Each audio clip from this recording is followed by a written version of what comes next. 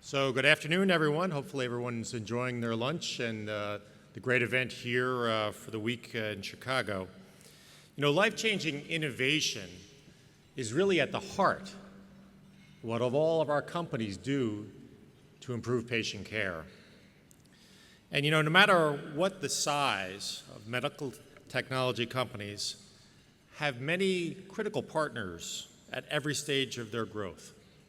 You know, early stage companies are relying on investors and regulators. Mid-stage companies are dependent on clinicians, researchers, and regulators. And late-stage companies are focused on payers, providers, and regulators, both in the US and abroad. Now, you may have noticed that there's a common element of each of these stages. In the US, the chief regulatory body overseeing the medical technology industry is the Food and Drug Administration. Throughout the life cycle of a medical device or diagnostic, from a product's inception to its distribution around the world, companies work with FDA to ensure their products meet the highest standards for patients. You know, it's my honor to introduce our plenary speaker for this afternoon, the head of an organization that does so much to protect and promote the public health, making her third appearance at the AdvaMed's annual conference, the FDA Commissioner, Margaret Hamburg. A graduate of Harvard Medical School, Dr. Hamburg held numerous public health posts before joining FDA. She served as a senior scientist at the Nuclear Threat Initiative, Assistant Secretary for Policy and Evaluation in the U.S. Department of Health and Human Services, and Commissioner of New York City's Department of Health and Mental Hygiene. Since her confirmation as FDA Commissioner in 2009, Dr. Hamburg has taken significant steps to streamline and modernize the agency while advancing regulatory science and medical product innovation. Under her leadership, we've seen progress on many issues of importance to the medical device industry, including continued implementation of the 2012 user fee agreement, a final rule on unique device identification, and preserving and strengthening the 510K process. You know, on a personal note, I wanted to take the opportunity to thank Dr. Hamburg and also Dr. Shuren for their collaboration, support, and partnership with AdvaMed in support of the innovation agenda for patient health. For Commissioner Hamburg's appearance this year, we thought we'd try something a little bit different.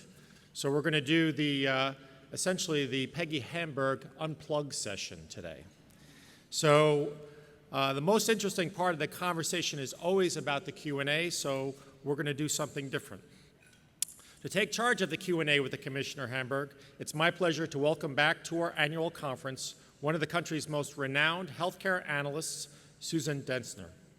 A former on-air correspondent for PBS NewsHour and the former editor of the influential Health Affairs, Susan is currently a senior health policy advisor at the Robert Wood Johnson Foundation. Following her talk with Commissioner Hamburg, as she did last year to wide acclaim, Susan will host a panel of health policy experts to react to the Commissioner's remarks and also other key issues. This year's panel features Mark Deem, Managing Partner of the Foundry, Lisa McGiffert, Manager of the Safe Patient Project at Consumer Union, and Dr. Josh Rising, Director of Medical Devices at the Pew Charitable Trusts. I think you'll agree that you're in for really some insightful and informative discussions. Before we start, though, I'd like to take the opportunity to acknowledge a special guest in our audience today, and that is representing the Illinois 15th Congressional District since 1997, Congressman John Shimkus.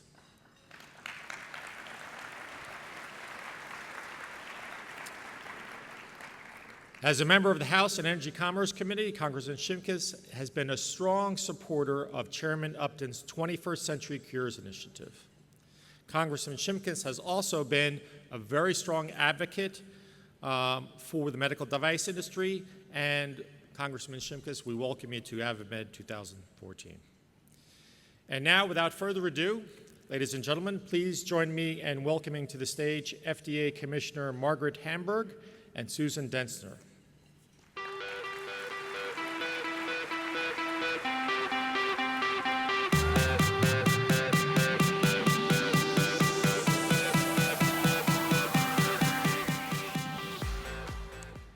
Good afternoon, everybody, and welcome to Commissioner Hamburg. Commissioner, the signs outside build this as an in-depth discussion, but we've only got 25 minutes, so this is in-depth in the Twitter age. Therefore, we're going to get right to it. Okay. As you look at the FDA's Device Center, the Center for Devices and Radiological Health, over the last several years, what are you proudest of about what's happened in the center, and where do you think issues still remain? Well, that, of course, is a very fundamental question, and I think that a lot of progress has been made. I think that the center is really to be applauded for its leadership and its action, really taking a look at the landscape, what needed to be done, engaging with stakeholders to really listen and learn and respond to concerns being raised, and also the identification of opportunities that needed to be realized. And I think we have made progress in a number of critical areas. One is, really looking at how can we streamline and modernize both our business processes and our regulatory pathways to be able to really help capture what's happening in science and technology today, to really make sure that really promising products can move through the system swiftly, but with a robust regulatory oversight, and really make sure that we're delivering on those opportunities for patients. I think that we've been able to demonstrate progress in critical areas, including the time of regulatory review across a number of different measures, decreasing the backload, et cetera. And I think that importantly, we've been able to engage and reflect the views of stakeholders, importantly including AdvaMed, and so many of you represent in the room, as we think not just about how to modernize and streamline our activities within the FDA, but how to be leaning forward, anticipating emerging challenges, and how to be thinking in very new ways in key areas, such as how do we really more formally and systematically think about and reflect in our work the risk-benefit equation. How do we bring in patient preferences and patient-reported outcomes? And I think that the work that was done in a lead-up to the user fee discussions, the user fee negotiations themselves, and then, of course, the work implementing has been very positive for all concerned, because I think it really did enable us to hone in on some of the critical issues that we needed to work on together. And issues that remain from your perspective? Well, obviously this is a work in progress. We all know that change does not happen overnight, and there are many things that are now entrained, but we have to make sure they stay on track, get the support they need, move forward. We still do have, serious issues about being able to recruit and retain all the people that we need, and to be able to find ways to engage the kinds of scientific expertise and range of perspectives that we really need to do our job well. We've got a number of interesting and I think exciting programs that I'd like to see continue and expand. For example, we have a system now so that we can bring entrepreneurs into the FDA, the Entrepreneurs in Residence program, and that enables us to get important perspective of how the entrepreneur thinks about product development, and what are some of the critical steps and barriers to moving things forward. And we have programs so that some of our FDA staff can go out and have experiences in the community, in companies, or in academia to learn more and be exposed, and we can bring experts in. We've been systematically trying to engage the patient community in a similar way. All those things, I think, are showing value, but we want to continue to expand them. I think as we look forward, clearly this is a complex world. Number one, science and technology is advancing at rates that are extraordinary, and things that might have seemed like science fiction just a few years ago are reality now. And so we have to make sure that we as an agency and we as a partner in the broader scientific and technology community are as up to speed as we can be, and that requires a lot of effort. And then it's a globalized world, and both the products we regulate and the science that underpins it is a global enterprise, and that is forcing us to extend our purview and our partnerships well beyond our borders. You're encountering this issue right now with Ebola. Yeah, well, Ebola, of course, is a huge public health crisis that I think is engaging this country and the world in profound ways. Our role as FDA is not on the front lines, but it is quite fundamental to our overall efforts today in responding to the current epidemic, but also making sure that we are better prepared in the future. And the FDA role obviously is one that has to do with access to as yet minimally studied and unapproved diagnostics, drugs, and vaccines that can potentially play a crucial role in the diagnostics for identifying patients so that we can both assure them the care they need and the appropriate public health measures in terms of then doing contact tracing and management of potential exposures. Obviously, therapeutics for treating patients, and vaccines, obviously important in terms of ongoing community protection, but also a very powerful public health tool in the context of an ongoing epidemic, so that you can begin to put in place those concentric circles of protection using a vaccine if it's safe and effective.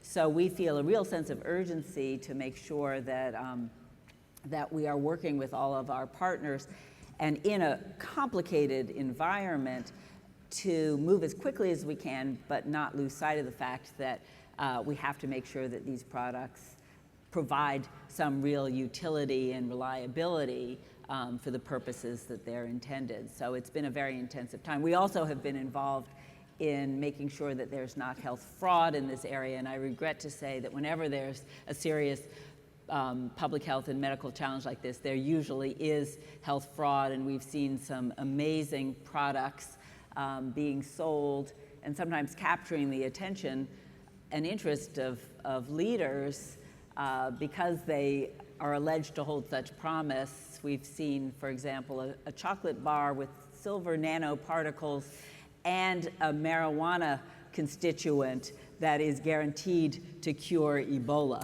So note to audience, do not buy. So coming back to devices for a moment, one of the new programs you have announced is the Expedited Access Pre-Market Approval Application for Unmet Medical Needs for Life-Threatening or Irreversibly Debilitating Diseases or Conditions. By the way, who names these programs at FDA? Known as the EAP program for short. That's one of the initiatives that, as you mentioned earlier, you're trying to engage this audience, this group, earlier in the process, look at new opportunities, work together in the hopes of expediting the product approval process. Yeah. How is that going, and what do you need to continue to make that a reality? Well, I think this is really an important approach, and it's a little bit of a conceptual shift for how the FDA works and how we engage with our partners, importantly the research community and product sponsors. But I think it's a very, very positive pathway where we have, frankly, a little more experience in the drug arena, where we have a number of different options for expedited approval. We've got priority review, fast track, accelerated approval, and now the breakthrough designation. I think we want to make sure that the device arena is keeping up, and we have the opportunity to learn from our experience in the drug area, but also a different set of needs in terms of, we all know that the device development and approval process is different. But I think what is clear is that FDA, based on its important and unique role as the regulatory oversight body plays in product development and review, and that the more we can engage and bring our experience and expertise to bear, not just on what's in an application, but what's in the actual R&D plan, the more efficient the product development can be, the higher the probability of a swift and positive approval, the more rapidly we can make an important new product available to patients, and hopefully with a more efficient system overall, not only can we deliver on the opportunities in science and technology for patients in a more reliable way, it will be in a more cost-effective way as well. So I think we're very excited. We're seeing that this early and continuing engagement around important, promising products can really reduce the research and development time, as well as clearly enable us to move more quickly once the product application crosses our threshold. I think as part of that, though, it's important to underscore that this emphasis on trying to move more quickly from a good idea and important discovery into a real-world product doesn't mean a step away from scientific rigor or a commitment to standards that will assure the overall benefit to patients. But I think that by working more closely together, by really building on the best possible science and really having open communication, dialogue, and collaboration, we can better serve patients, and we're seeing it in practice now. So part of FDA's vision, and it says this right on the center's website, is that the U.S. will be the world's leader in medical device innovation and manufacturing, and of public health importance that it be first in the world, that products be introduced first here in the U.S. The current innovation climate doesn't always seem to support that. We've seen a big decline in investment now in breakthrough companies, early stage companies. Virtually all new products now are being introduced first overseas, and the clinical trials taking place first overseas. How big a concern is this to you, given that the stated objective is really the opposite, to have products introduced first here in the U.S.? Well, of course, the core mission of FDA is using the best possible science to review products that will make a difference in the lives of Americans. And, it's not really a race to who's first, it is to get the best possible products to people, but we take great pride in the preeminence of this country in biomedical product innovation. We want to support that through our work, and we want Americans to benefit as soon as possible from the opportunities that science and technology offers today. I think that in this country and in other countries, there is a lot of interest in what is the appropriate R&D process, what is the appropriate regulatory framework, and then how does the regulatory activity fit into the broader aspect of access to products by patients. And yes, it certainly is the case that we have a different legal regulatory framework for the approval of devices in this country and in Europe. It is true that there are products that are approved in Europe first. It's also true that in terms of market penetration, approval in Europe doesn't always mean that it's actually broadly available in the healthcare systems of those countries, because they have a different system for review and determination of reimbursement. So if you look at how quickly does a product actually get into the marketplace broadly, I think some of the numbers aren't quite as striking as if you look at just review time. But I think the critical thing is to say, how can we as a nation improve our systems to better deliver for people? Certainly Europe is in a moment of examination of their regulatory systems for devices after some safety issues emerged and questions have come up. But I think it's not a question of whose system is better, who's moving faster, as much as can we, really find ways here and working as a global community to do it better? And because, as I mentioned earlier, the world is globalized, the science that underlies the products that we regulate and the companies that we regulate and the supply chains for products that are being used in this country, we are finding ourselves now working much more closely with our regulatory counterparts and companies around the world, and really seeking to find ways to harmonize standards and approaches, to share databases, to find ways that clinical research can be done that can be used for regulatory approval in different countries. Actually, we're seeing now a move towards countries relying on other countries' regulatory approvals much more right now. Mexico and some other South American countries actually use approvals by the FDA as a basis for their own national approval, so that's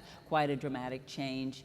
So there's a lot going on, and then there's a whole other area that I won't get into an answer to your question because my answer will then just be simply much too long, but how can we reduce the costs and the cumbersomeness and the time of doing clinical studies, and Jeff Shuren at the Center for Devices has made that a major focus for this year and going forward in terms of how can we make the clinical trial enterprise more attractive to do the first in human studies in this country.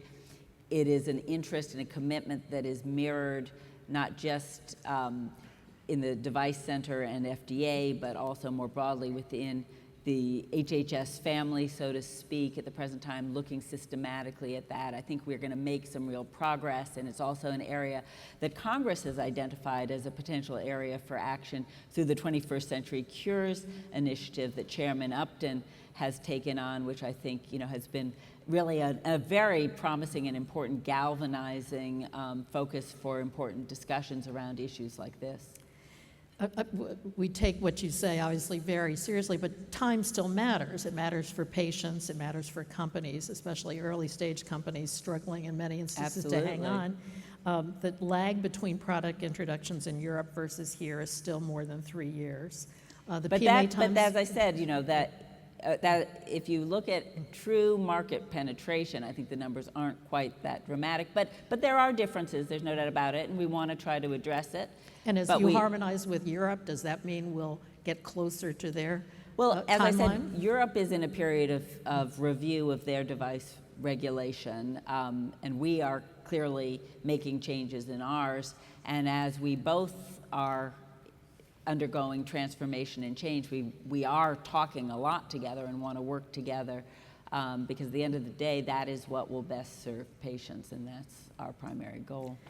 What do you need most from this industry to continue to push in the direction that you're pushing in, or what do you need most from Congress? It sounds like resources remains a critical issue for the agency. Well, resources are key, and I really have to say that one of the things that has stunned me in this role is how much FDA delivers for so little money. People talk about responsible stewardship by government agencies. I think that FDA does a remarkable job in terms of meeting our mandates that are constantly expanding in a world where the demands are also expanding in terms of the complexity and advance of the science and technology and the challenges of globalization, as I've mentioned. So resources are key, and if we really want to deliver on the promise of science, if we really want to make sure that biomedical product innovation is the engine, not just for better products for people, patients, and our healthcare system, but also for our economy and international competitiveness and trade as well. I think that we have an obligation to make sure that FDA is adequately funded, as strong and robust as it can be, because if we can be undertaking smart regulation that's efficient and effective, there's clear value added for patients, but for industry as well, in terms of the quality of the products, the trust and confidence of the products, the willingness of reimbursers to pay for those products, and the ability for us to really continue the kind of advance that is so exciting. So I think, resources really do matter, and we cannot overlook that FDA and our ability to engage in the kinds of ways we were talking about before in terms of early and ongoing collaboration requires a model that's resource intensive. It's dollar and people intensive. So that issue's not going away, and we'll need to continue to address it both, with our friends at OMB and Congress, as well as in user fee negotiations. And we're committed to streamlining and assuring that our business processes are as efficient as possible in that context. I think we need to collaborate more around the science as well.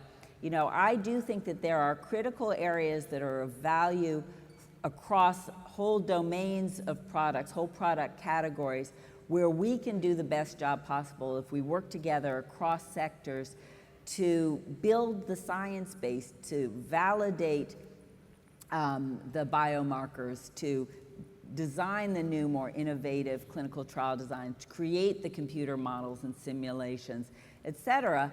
And we are embarked on that with MDIC, which is a new collaborative entity that involves industry, government, academia, and not-for-profits, and I think has set out an ambitious agenda that is going to make a difference. But we need to do more of that pre-competitive scientific collaboration in areas that really will help be the bridge to translation of scientific opportunity into meaningful products that is not currently being supported in the ways that we invest in scientific research.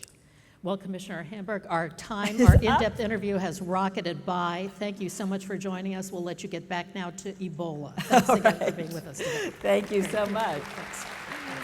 Thank you. Thank you.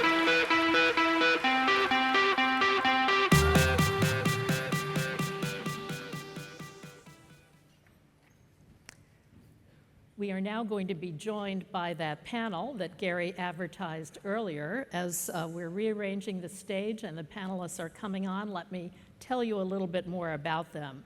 Mark Deem is managing partner of the Foundry, a venture capital firm where he leads research and invention on new clinical opportunities.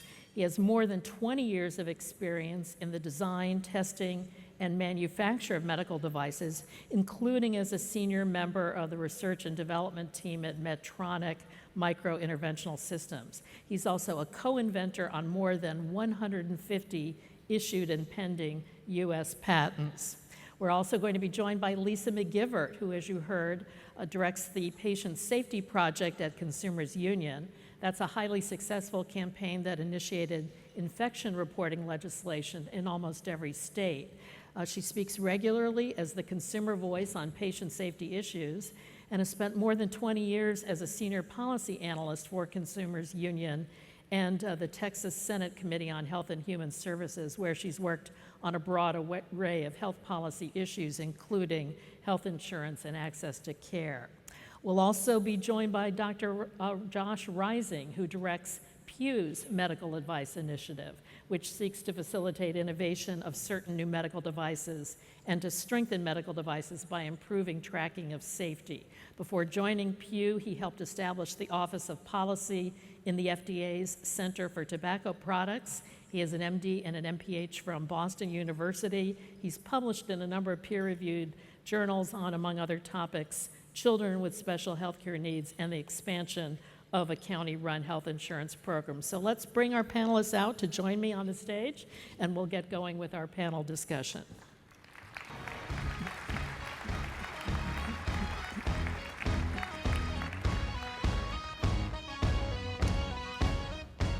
Welcome to all three of you. So you heard the commissioner talk about this whole effort underway over the last several years at FDA to try to work more closely with the industry on identifying new opportunities, introducing new products, getting them to market as quickly as possible. You also heard about the challenges inherent in it from the resource standpoint and others, and the concern about more harmonization perhaps with regulatory authorities around the world, particularly around new regulatory science. So reactions to her comments. Mark, Deem, let's start with you.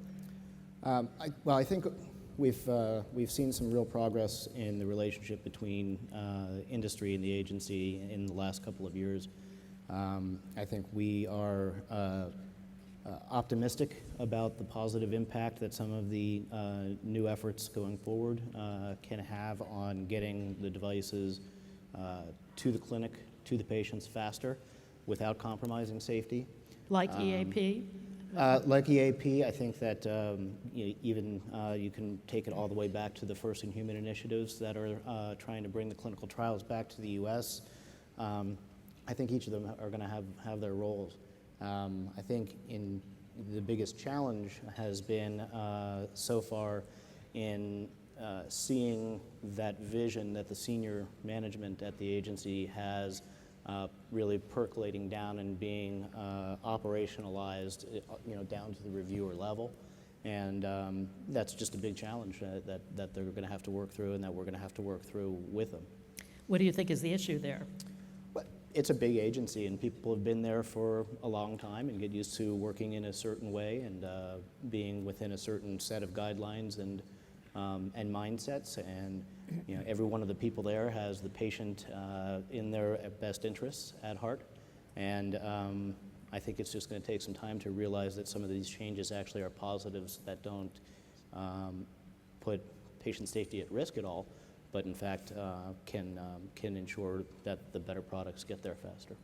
Lisa, your reaction to what the commissioner had to say? Well, I think that the commissioner definitely articulated the need to balance safety and the pressure to speed up the process. And from the consumer perspective, we really have concerns about the way the system is constructed in that it goes through the pre-market, in the pre-market process is quicker, and there's more new regulations that'll make it quicker, then that puts everything on the back end. And we don't really have the infrastructure now to monitor studies and to have registries and to really track these things. And that Consumer Reports did a poll a couple of years ago, and that really are the kinds of things that consumers expect. They expect safety testing up front, and they expect some monitoring afterwards and a national monitoring system. So I think that's the big challenge here, and she certainly addressed that. Josh, your reaction? Yeah, I think the commissioner's remarks were very much kind of consistent with the total product life cycle approach to device regulation that I think we've seen from the agency over the past few years. Really trying to assess in a comprehensive manner kind of the quality and performance of medical devices. This ranges from new approaches to inspecting factories and plants through the review process to new approaches in the post-market setting as well, where we've seen the agency really highlight the need for better data collection in the post-market setting, come out with a new plan around post-marketing surveillance, and with the new unique device identifiers and some of the discussion around registries. I think there's the potential there that there hasn't been before. And I think as we just brought up, kind of the new expedited access PMA, which I think does hold a lot of potential for the agency. It's really very conditional on being able to collect that post-market data in a way to ultimately show that the device is as safe and effective as everyone hoped that it would be. Mark, let's come back to an issue very close, I know, to your heart, which is the lack of investment in early-stage companies now in the U.S., the fact that there are so many product introductions now in Europe, not in the U.S. You heard what the commissioner had to say about it, which was don't confuse product introductions with broad availability, given governmental health systems in Europe. But let's stick with the early part of that, the product approvals and so forth, and new product introductions. What's the FDA's role in that? Or culpability in that difference? Well, I think there's several kind of directions in there. The FDA's role in the trials being overseas and the earlier introductions overseas has traditionally been that it's It's just taken longer to get approvals for the trials, and so people naturally need to make progress where progress can be made, and started going overseas. And now I think we're at a point where industry has institutionalized that as the way of doing business. And I think we're seeing the agency seeing that shift and coming up with proposals like the First in Human program that I think, if properly implemented and then adopted by industry, have a chance to really change it and bring it back. But I also worry that it's taken us long enough to get here that the horse has largely left the barn, and it's well beyond going to Europe or wherever for early clinical trials, and it's now to the point where we are actually just moving all of our early stage medical device activities lock, stock, and barrel overseas. Just in January of this year, after co-founding through my partnership at the Foundry 15 companies based in America, our latest company is based in Dublin, Ireland. And we're not alone. And there are many other startups that are moving there, Singapore, other places where there are a number of different policy, financial, and regulatory incentives for doing so. What's the cost to the U.S. of this? In the end, as the Commissioner said, products will be introduced globally. There will be somewhat of a lag, but they'll eventually be available here. What's the real cost of having companies relocate overseas, trials take place overseas, et cetera? Well, I mean, we will lose the expertise to do the early stage development in our country. And there are going to be differences in the types of devices that are developed OUS versus in the US. So we're already seeing a significant reduction in early stage financings, and the startup companies just aren't being started in the US, and that's leading to job creep. We know our engineers that are having to move overseas to keep those things going. It's a sort of a wholesale offshoring of what has traditionally been an American industry. And even if FDA policies shift at this point, it's going to take a while for that to reverse if it does. Josh, I know you've given this subject some thought. How do you read this? Yeah, no, I think we're definitely hopeful that one of the things that will emerge from Chairman Upton's 21st Century Cures initiative is a real look at the cost and burden of doing clinical trials in the United States, because we know it can be extremely difficult for manufacturers to conduct these trials. I think one example that is maybe worth exploring some more in the United States are some registry-based randomized trials. Just to highlight what can be done using the registry as a platform. There was one clinical trial that was conducted in Scandinavia using an existing registry as a base. They randomized 7,000 patients and followed them for a few months. The total cost of this study was only a few $100,000. Now, a study like that to do in the United States would be several times that amount to do. Unfortunately, registries in the United States aren't always at the place where they can yet support that sort of clinical trial investment, although we have seen registries in the US be used to expand indications for use for at least one product. So I think there's the potential to be looking at registries as a way to address some, though certainly not all, of the issues related to the cost and burden of doing clinical trials. Lisa, I know your primary interest is on safety, but do you think U.S. patients are aware of this trend of companies moving overseas, trials taking place overseas, first product introductions taking place overseas, and concerned about access to product here in the U.S.? I don't think the public is aware of that, and I'm certainly not an expert on it, but this is an international market. And as you said, these products, I think that there's an ebb and flow to where these products are going to be developed and where the financing is. And other countries do have a different infrastructure than we do to do things like the registry studies that Josh brought up. The FDA's role is to protect patient safety, and I think that there are marketplace issues that are broader than this that might be affecting this movement. Well, to talk about product approvals, as I mentioned in the conversation with the Commissioner, we have this lag now between new product introductions in Europe and products introduced here under PMAs. The 510K review times don't seem to be changing at all. What do you think the FDA needs to do to turn this around, Mark? Well, I think some of the things that we're seeing coming out are going to make some first strides, and I'm definitely not the regulatory expert. I think that making sure that we first get some of the initiatives that are going disseminated, trained, and in place is going to help. And from there, I think we'll have to keep making adjustments. I think that the business reviews that the FDA is having to do right now to look at their business practices so that they know where the gaps are will be helpful. And I think those continued process reviews are going to reveal further opportunities. Josh? Yeah, I think the new expedited access PMA kind of holds some potential for trying to reduce that gap when the gap is for products that are truly innovative and are really treating a condition for which patients don't have other treatment options that are readily available. Those are the sort of devices where it's important to prioritize, and much less so Me Too devices that may be slightly duplicative of what's on the market already. And in FDA's proposal, they talk about, for some of these products, shifting some of the evidence collection from the pre-market to the post-market setting, and then gather the additional evidence ultimately to be sure that the device is in fact safe and effective. So I think a proposal like that does have the potential to address some of the concerns that have been raised, while not ultimately undermining our need to be sure that the devices are safe and effective that we're using.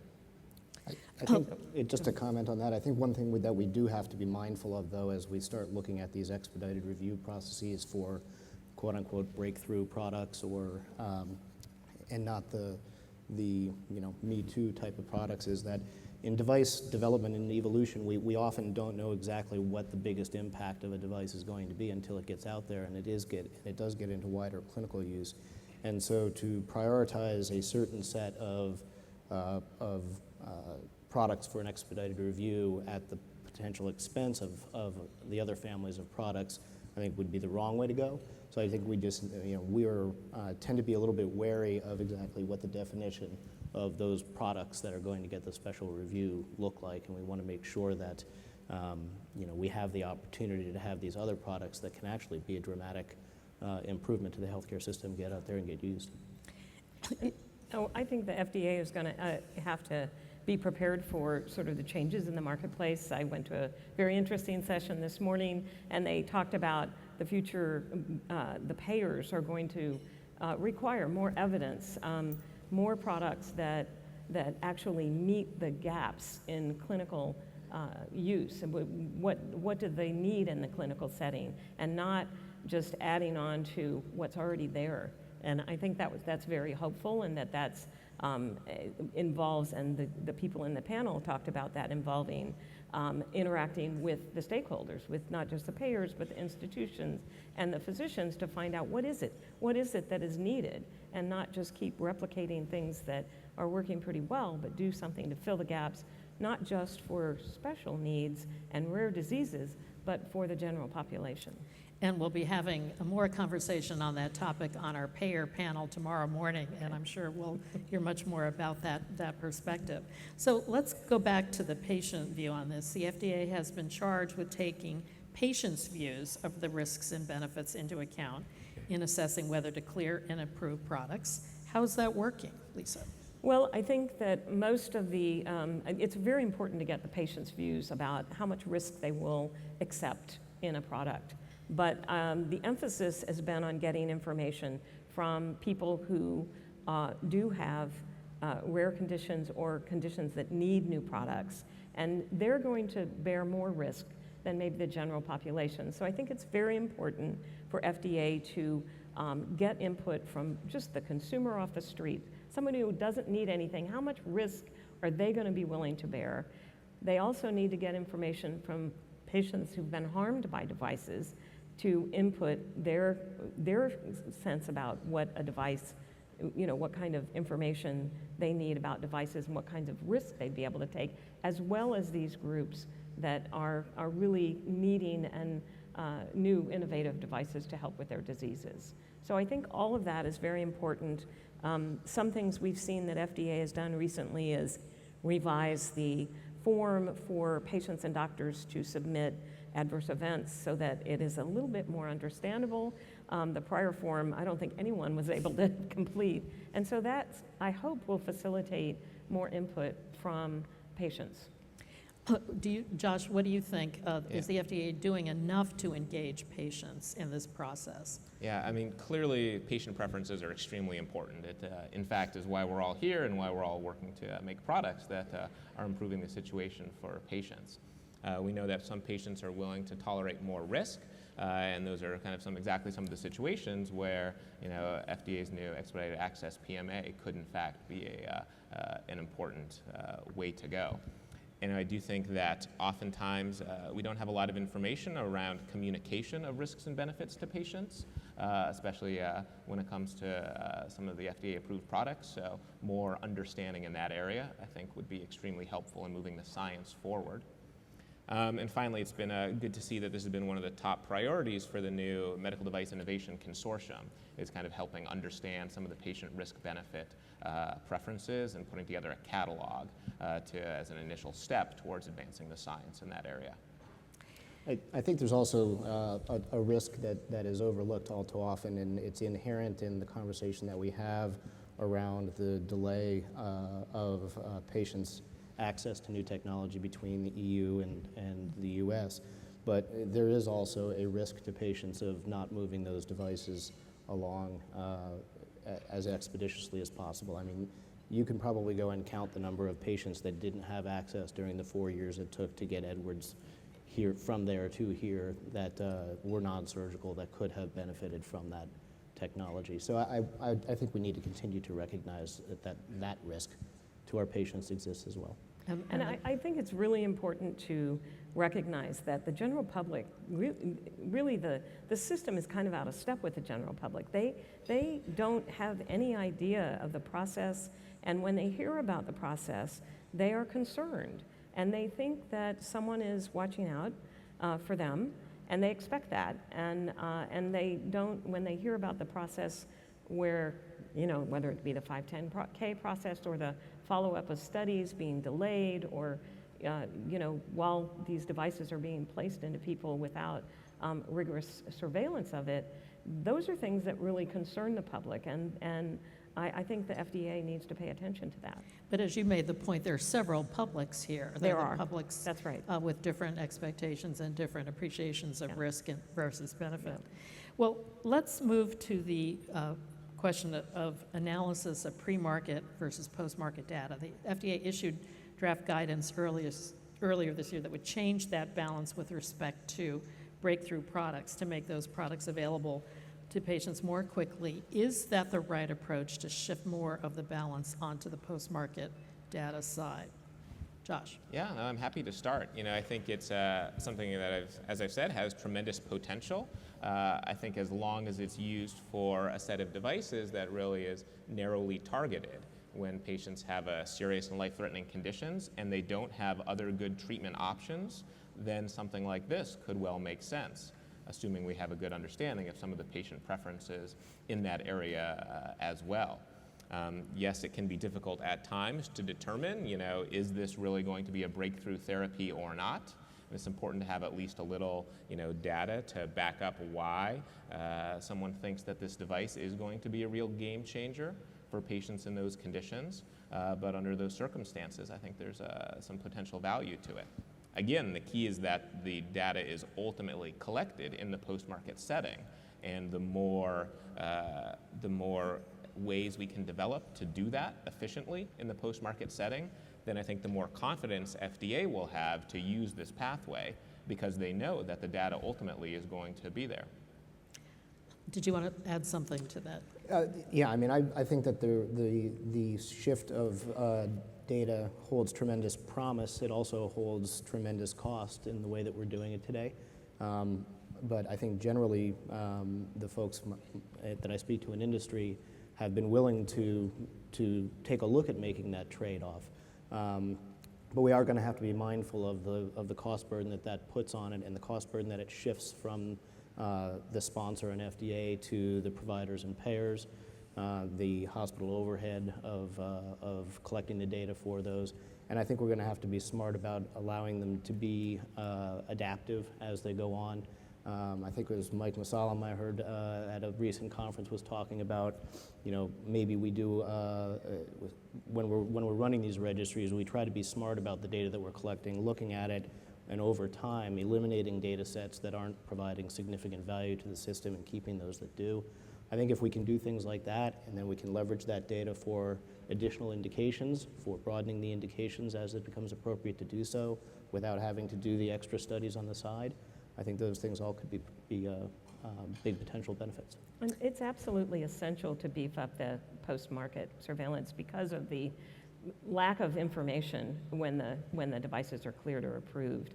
And I think that we don't have the infrastructure now that we need to make sure that happens. And we have to recognize that while these studies are being done, there are people who are having these devices implanted into their bodies and they're reacting to it, and someone needs to be watching that. When you look at something like the metal-on-metal hip experience, and that, thousands of people were harmed, and we weren't really tracking what was going on. And organized tracking through registries or studies is so important, especially in those first 5 years, and it has to start immediately. We can't be having the delays that we're seeing that Josh's study found in the PMA studies as well as in the 522 studies, where companies are allowed to delay for 15 months before they start these studies. So it's really important that that part is extremely beefed up to where we have now.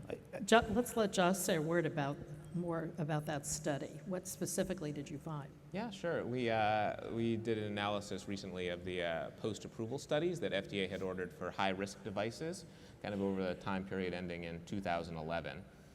We found that the agency ordered these post-approval studies for about half of the new high-risk devices that were coming on the market. Studies tended to have an average sample size of around 350 patients or so.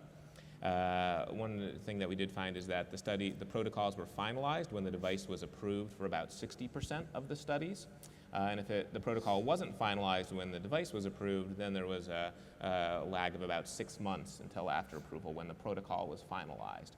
So we did find that was an area that in particular could be improved. One thing that... And improved by virtue of having that protocol agreed at from the get-go. Exactly. Yeah. Then the studies would be able to start that much more quickly. One thing we haven't chatted about yet is the real potential for the new unique device identifiers to be helpful on both the pre-market side with doing clinical trials and then also on the post-market side with doing efficient data collection. The manufacturers have absorbed kind of the cost and burden of doing this. Devices are now appearing with the UDIs on them, and we need to make sure that we've got the ability to use this data for the purposes that it was intended. Help with recalls, do better surveillance of devices, help hospitals better manage their inventory, and there are a number of steps that we still have to take to make sure that those can occur. And those steps are realistically a number of years away. It's getting the UDIs in the electronic health records and so forth, which is several years on the future. Exactly, both in the electronic health records and in claims forms as well. So we need to kind of be putting the building blocks in place now in order to allow that to happen in the future. It's not going to happen in 2016 or 2017 by itself, but really it's incumbent on all of us, manufacturers, hospitals, providers, patients, to make sure that the system is going to be in place to give us some of the information that it was really designed to provide. Let's also talk about the Sentinel initiative of searching these large data sets, not necessarily knowing what's going to be there, but taking advantage of what's there. Is the FDA on the right track with respect to Sentinel? Lisa? I think the Sentinel has a lot of potential. It is I don't think they've done anything with devices yet, and it's going to be very hard to do that without having the UDIs on the billing claims and the medical records that make up the databases for the Sentinel. So that's going to be critical. And then, we also have to be very careful in the construction of these studies so that they're not manipulated based on patient population or other designs of the study. And we've seen a little bit of that in the drug side, I think, but I think it's got a great potential, and I would like to see it broadened and develop more, and look forward to seeing medical devices being covered by the Sentinel. And anything to add to that, Mark or Josh? I'm unfamiliar with that system. Yeah, no, it has a proven track record, Sentinel does, of being used by the FDA to help understand the performance of drugs and biologics in the post-market setting. And Congress has ordered the agency to extend the Sentinel program to look at devices as well. But as Lisa pointed out, it can't look at specific medical devices now because there's no information on devices that's used in the claims forms. Clearly there are strengths and weaknesses to claims-based analyses, as there are to just about any type of analysis, but it is an important component to help understand what's happening with devices. So we mentioned registries a few moments ago, and Lisa, I understand you went to a session today called Registries. They're coming. So is this a good or bad thing that registries are coming? Mark, you talked about the concerns about the cost burden. Say more about that. What are you concerned about? Well, I mean, I think that the experience that we have with registries so far is that they take a lot of time and money to set up, and it's daunting enough for our large medical device manufacturers that are out there. There's been a lot of talk about the registries that are available in Europe, for example, but those have largely been set up partially funded or fully funded by the governments, helped run by the societies. It's not a sponsor-created entity.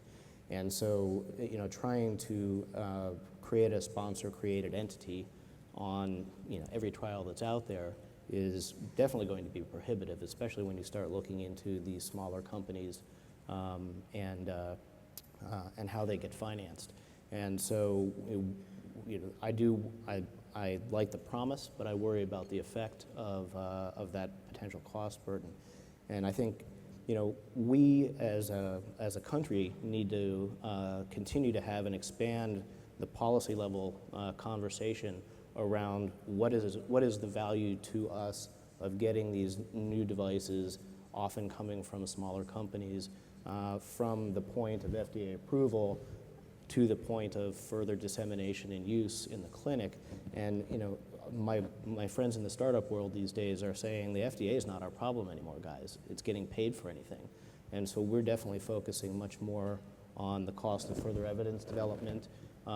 If the further evidence development can more effectively, efficiently be done through some of these registry tools, as long as, again, we're smart about how we use them and deploy them, that's great. But I think that there needs to be some sort of a funding mechanism that enters the discussion here for being willing to gather that data. And the funding mechanism would be government funding or shared funding?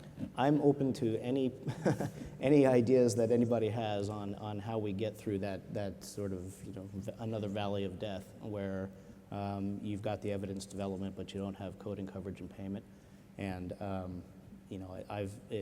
government subsidies, payer programs. I think that people have looked towards the German NUB system as a potential example of And you might want to say more about that for those who are not familiar with that. It's not my area of expertise, but the NUB program in Germany is set up to help provide payment for devices when they're first introduced, while they're continuing evidence development and further coverage. So it's like a coverage with evidence development. It's like a coverage with evidence development. No, I think registries are really critical, and we've seen the benefit of registries in other countries in showing more information than we have here in the United States about certain devices. And I agree that I think the funding can be a mix.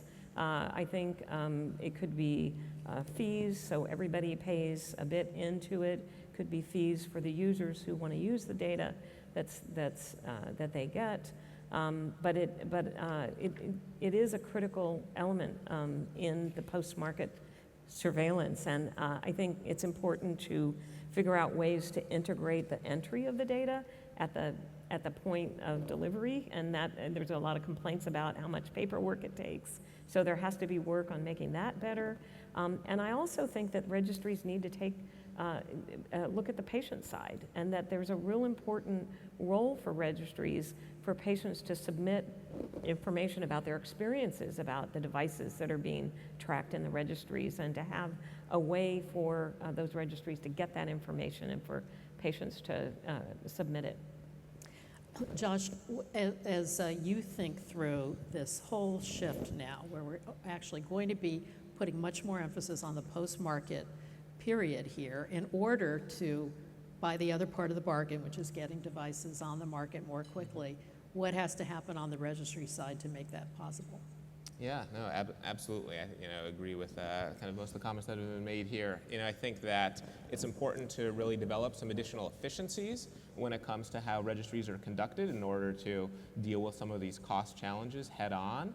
I think the real barriers with interoperability, where it is so hard for registries to extract information out of electronic health records or out of claims data, is something that absolutely needs to be dealt with. We've heard a lot of registries talk about some of the barriers that the HIPAA and Common Rule statutes and regulations pose on their operations, and how it's very difficult to sign up hospitals to participate, in part because of those challenges. So those are things that certainly have been raised, I think, time and time again at the 21st Century Cures meetings that have been held in Washington. And so I think there's a lot of promise in exploring solutions in those areas. I think there's also an opportunity. We know that registries are growing in part because physicians and hospitals are using them to meet some of CMS's quality programs. And so I think there's a chance to use some of that growth in registries at the specialty level to address some of the issues with product surveillance that we've been discussing here. Would you see, coming out of 21st Century Cures, some specific recommendations along these lines, joint funding of registries, a way to smooth out this process, ease the cost burden that Mark described? Yeah, it's certainly kind of a topic that's been brought up, the long-term sustainability plan. And so I think there's lots of different directions the committee could potentially go in. Funding is always a challenging thing to tackle, but I think whatever the committee is able to do to really address the efficiencies and sustainability of registries is going to be a very welcome step. So let's go back to what really is at the heart of this industry, after all, which is bringing new products to market, addressing unmet needs. What are you most excited about? What's coming down the line, that you see coming down the line in the companies you look at, Mark? I think there's tremendous promise in our continued learning in the interactivity of the neurophysiology of the body with devices. I think you're looking at device developers that are willing to take on what had traditionally been drug realms, as we realize that some of the drugs that we have out there are just plateauing. I think that Plateauing in terms of efficacy. Of efficacy, right. You can't just add a sixth or a seventh antihypertensive or diuretic on top. So, I think that there's tremendous promise in the device manipulation of neural systems and hormonal systems to provide a pharmaceutical-like effect. I think there's a tremendous challenge with those on the clinical trial side. And I was glad to hear the Commissioner talk about needing to rethink how we structure clinical trials as well. Because one of the things that we do really, really poorly, and where devices fail in trial quite often, is that the effect of patient compliance does not come into play in clinical trial. We know for a fact that 6 to 12 months out, 50% of patients are not taking their meds in COPD, in hypertension, in glaucoma, and yet when you put them in a clinical trial, 100% of them take their meds 90% of the time. On paper, anyway. But a much, much higher degree. And so I think until we can start to restructure some real-world clinical practice into clinical trials, I think we're going to have a hard time realizing the promise of some of these areas that I think that we could have tremendous breakthroughs in. And I think the most important thing in considering those different options is to make sure that the people who are involved in the clinical trials are fully informed about what they're doing and fully informed about what information the company knows so far and what they don't know. And so to me, that's going to be a real critical element in any kind of changes to, it's certainly critical today in clinical trials, and it's going to be more critical if the rules are sort of relaxed a bit. Is the FDA ready for the challenge of the types of devices that Mark just described, do you think, Josh? So it's certainly a challenge where, science keeps advancing, and the agency needs to be able to be nimble in how it responds to new scientific questions and solutions that are developed. We certainly know that the commissioner and people throughout the agency have invested a lot in regulatory science over the past number of years. I think an approach, as the agency's done, towards the total product life cycle and understanding the need to be getting data throughout the use of the device will be extremely helpful regardless of what the new technology is and how it's deployed. So I'm optimistic that some of the advances that have been made in those areas will be helpful. And then I think there's also a sense that there's been some investments in regulatory science. MDIC and others are doing a lot of work in this area. And so I think there's a lot of potential for this to be paying off and for the agency to be ready for these sorts of challenges. Mark opened with some concerns that the vision at the top of the agency has to be operationalized down at the reviewer level. You came from FDA.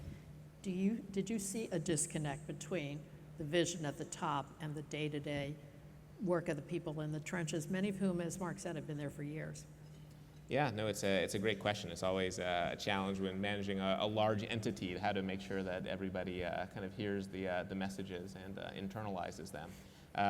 So I was from a different part of the agency, the Center regulating tobacco products rather than devices. And when I first started, there were less than 50 people there. So I think there was some of the same challenges with message dissemination weren't quite as acute as they can be in larger entities as well.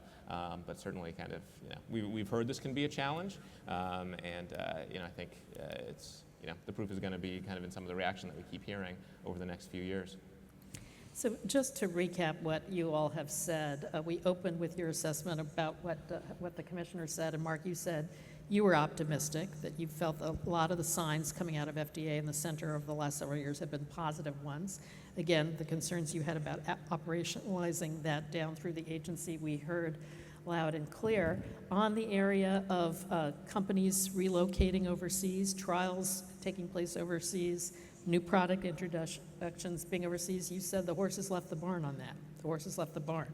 Whereas, Josh, of course, you said maybe there's hope coming out of the 21st century cures for looking at new ways to drive down trial costs here in the U.S. that could begin to repatriate some of that. You all talked about how this notion of shifting from pre-market to post-market makes a lot of sense in this context where we're thinking about trying to get products to market more quickly, but Lisa, you enumerated some concerns you have about making sure that those post-market surveillance studies start in a timely way, and Josh, you mentioned the study you had done that showed that that could in fact be an issue. And then, of course, we've just now had a discussion about registries and basically the need for potentially combined funding to support registries, which obviously would be essential in this process. So with the minute or so that we have remaining, what do you think is the most important set of things that needs to happen in the regulatory environment over the next year to support this industry? Mark, I'm going to start with you. We've shifted our focus from FDA to payment, and we need to figure out a way to, for the innovative devices, to get through that phase of evidence development, whether it's coverage with evidence development or whether it's some sort of a different partnership. That's the next critical thing to focus on. And so the most important thing is to come to our panel tomorrow where we'll be talking about payment. Okay, Lisa. Well, I think the most important thing is to really create a stronger infrastructure on the post-market study side, and for FDA to use the authority that it has to compel companies to start the studies on time and to actually have the ability to share information with the public about what the studies are finding. And I think that they could do a better job of giving the information out about the studies and how they're coming along. And I think that is so important in our efforts to keep to have safe devices, is to have these studies monitor what's happening in the first years of the use of these devices. And Josh, last word to you. Most important thing that needs to happen. I think it's a bit of a challenge because in my mind, the most important thing is slightly outside of FDA's control, but it gets back to the unique device identifier. You know, everyone has done a tremendous investment in building this system. We need to make sure that it's taken up throughout healthcare, hospitals, docs, et cetera. And so, you know, making sure we've got sufficient buy-in for that to happen in the electronic health records, claims forms, and other data sources is, I think, the most concrete thing that we can make sure happens in the next year. So on that last note about the unique device identifier, join me in thanking this unique panel for a terrific discussion. Thanks very much.